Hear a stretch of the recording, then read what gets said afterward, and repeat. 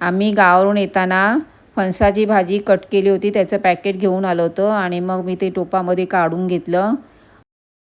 ते मी गॅसवरती उकडत ठेवलं कढईमध्ये आणि त्यामध्ये मी कांदा, मिरची, कोथिंबीर, कढीपत्ता कट करून घेतला आहे. आता मी गॅसवरती कढई ठेवली आहे आणि तेल घालत आहे. त्यामध्ये जिरं राईची फोडणी दिली.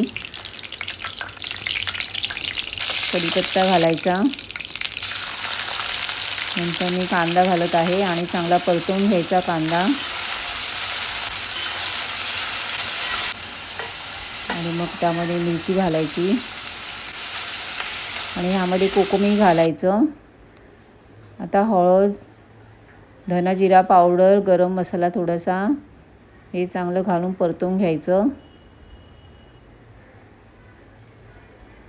आता यामधलं पूर्ण पाणी काढलं आहे भाजीमधलं आणि आता मी हे फोडणीमध्ये घालत आहे आणि चांगलं मिक्स करून घ्यायचं.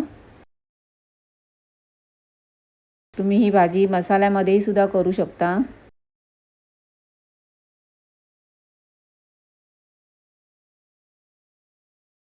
आणि आता इथे मीठ घालत आहे.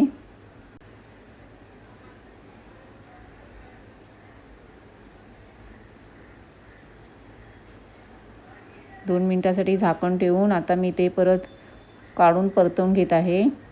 आता ह्यामध्ये ओलं खोबरं घालायचं.